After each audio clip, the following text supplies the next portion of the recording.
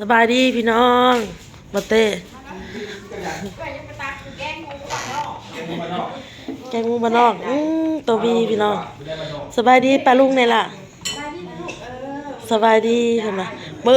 ออื่นนี่วันเกิดผู้นี่แหละมืออื่นสิได้เข้ามาพี่น้องวันเกิดตัวบีมื้อได้ซะวันเกิดโบได้ซะสบายดีพี่น้องเห็นบ่คนน้อยเฮากะเขาก็จะดักชิ้นแรกสบายดีพี่น้องเลยครับแดงแน่แดงพี่น้องเลยแดงหูพี่น้องไอ้ขาวแท้ๆอันนี้ฮะขาวอลีเนี่ยเป็นประสูกับต้นกล้านะลูกต้นกล้า3 ปีประมาณ3 เดือนเกิดก่อนหรอวะ3 เดือนไหนเจ้าเกิดก่อนเกิดก่อนบอกผู้ใหญ่ใหญ่ลูกกับลูกอันเด้ลูกทั่วเราอันนั้นทั่วเราถ่ายคลิปแล้วเกิดเองเหรอวะเกิดเองเจ้าเกิดก่อนผมใหญ่เป็นโตอีแม่หนังถ่ายสบายดีตีดิคอยไปตักบาตรกระเซ้าคนไข่นี่เป็นไงคนไข่น้ำหมอกใส่หัวกินข้าวต่อพี่น้องเต้ๆค่ะกินข้าวกับแม่กินข้าวกับยังเลยกินข้าวกับแม่กินข้าวกับยังเลยแกงหมูบ้านนอกแกงหมูเฮ้ยเจ้าคืออีแม่ได้เฮ้ยบ่ใช่เป็นบ่ใช่ยังใส่ประกาศนะให้นำประเด็กลูกบุญคิดได้ในเหตุเมื่อนักครับน้อง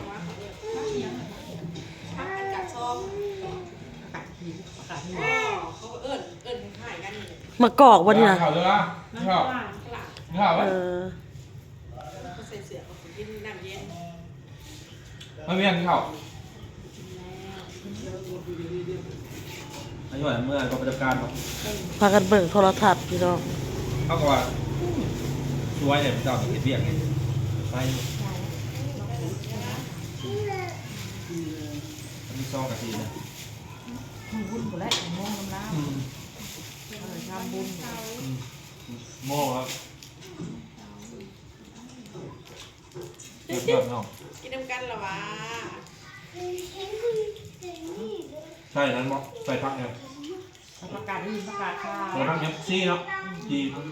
เป็นชุดแดงน้องแหละ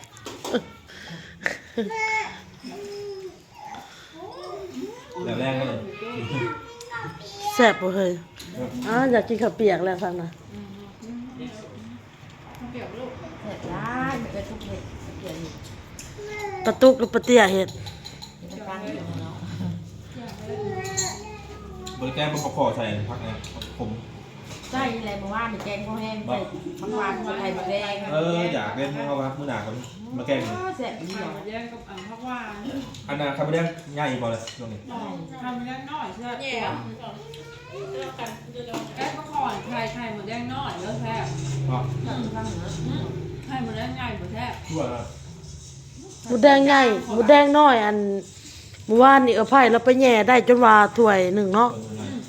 ไข่หมูแดงน้อยนะมื้อหนาแบบมันมีอันแหนมขอนแซ่บตัวน้อยมันตื่นร้ายมันจัดนะไปหาแย่แล้วก็ต้มสิปลานิ่นเนาะคือแซ่บปลาขอยามนี่มีอยู่มันหักอึดน้ำขอนเลยแง่ใหญ่มันแบบตัวใหญ่พอดีแกงนะปลานิ่นเขากินตลอดอย่ากินปลาขอนะปลาธรรมชาติปลานิ่นแบบใช่เพราะว่าอาหารนะขั้นตอนป้าเป็นเมิร์ดไข่หมดแดงกับน้ำชิ้นโตหนึ่งมาแกงตัวเดียวเพราะแกงบ้านแกงตัวเดียวกินเมือง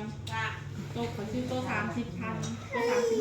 35,000พอกินเนื้อ35,000แม่อิ่มอ่ะประมาณโต๊ะ50เนี่ย35-40นี่โอ้ดูกินผักเลยน้อยร้ายกับไม่กินผักผมไม่ซื้อครับใหญ่ร้ายกับมดคนน้อยกับผู้ทางผู้พี่น้องเงี้ยวเสียงเพิ่นมื้อนี้ลุงหยอดไปมาบ่ซะอันนั้นเมื่อเบี้ยมันปิดหมูมาเจ้านี่ เห็นมันน้อยๆกิ้งจมแท้พี่น้องเอ้ย กินหมูมาแล้วกว่าจะจับ โอ้ยทำนั่นเลยนะทำนั่นเลยเปลี่ยนเครื่องอันนี้วะ นอนแล้ว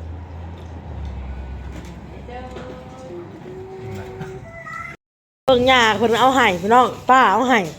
มะเขือนี่กูมีน้ เบี้ยไหมบ่ ำหึ เจะเห็นบ่อันสะพายเกาหลีน่ะ แบบใด อันหมักเกลือแนวเดียวกันเลยกับสะพายเกาหลีปลูกอ่ะ แบบใด เจะบ่ได้เบิ่งซ่องลาว เพื่อนอะไรเปิดเบิ่ง เพิ่นถ่ายมีเบี้ยยังไงเบิ่งด้วย เรียกมะเขือเอามา เบี้ย ได้ มะ มะ เขื เขือ อ เกาหลี พี่น้อง เพื่อนให้นี่แหละ มะเขือนั่นแล้วก็เบี้ยนั่นเบี้ยมะเขียบเขียบมันยังเคย เก็บใหญ่ๆเด้ มะเขือก็มะเขียบพี่น้องก็มะเขียบหมักง่ายๆน่ะเด้อพี่น้องเด้อนี่เด้อป้าเพิ่นเอาให้เอามาปลูกถ้าปลูกหันหาคุ้มน่ะติดนะบ่ได้ตายนะจากแรกโดนไป มาขอกิน ซื้อของกินเมื่อสู่อ้ายแล้วก็ไผ่กินพี่น้องคนกันลาบปลาพี่น้อง แล้วก็ยำแล้วก็ห่อกะหล่ำชิ้นหมู แล้วก็แกงอ่อมนะพี่น้องนี่สู่เมื่อสู่อ้ายก็ไผ่กินย่างอีกได้ทงหนึ่งอ่ะ แต่ว่า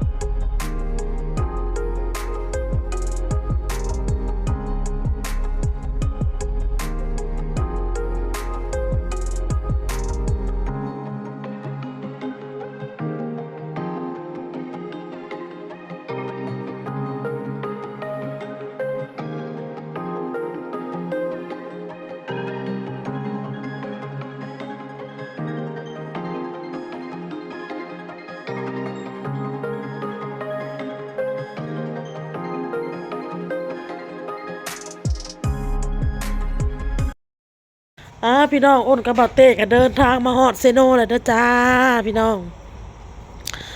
ห้องเสาเฮากะเงียบเหงาพี่น้องเลย7:00 8:00พี่ที่8:00พี่น้องทุ่มหนึ่งบ่8:00เพิ่นเอิ้นทุ่มหนึ่งบ่พี่น้องหรือ2 ทุ่ม2 ทุ่มเนาะพี่น้องเนาะนั่นแหละ2 ทุ่ม2 ทุ่มกลัวพี่น้องหนาวพี่น้องเอ้ยหนาวแท้หนาวว่าเงียบเหงาห้องเสากับพี่น้องสแปงกับบ่อยู่พี่น้องเอ้ยเพิ่นเมื่อบ้านเนาะอ้นก็ซื้อของอยู่ของกินมาสู่อ้ายแล้วก็ไผ่กินเด้อพี่น้องเด้อเพิ่นกำลังจัดแต่งเด้อพี่น้องเด้อเดี๋ยวอ้นสิแยกไปเฮ็ดไปอีกคลิปหนึ่งพี่น้องว่าอ้นซื้อหยังมาสู่อ้ายกินสู่ไผ่กินเด้อพี่น้องเด้อเดี๋ยวรอติดตามเบิ่งคลิปหน้าพี่น้องเอ้าคลิปนี้ก็ลาไปก่อนพี่น้องน้ำเพชรสบายดีปะลุงนั่นล่ะนางน้ำเพชรกินหยังซื้อโรตีมาให้นางน้ำเพชรพี่น้องเอ้ยเอาไว้ให้แม่นะบ่มีหลายอันอยู่เอาลาไปก่อนพี่น้องสบายดี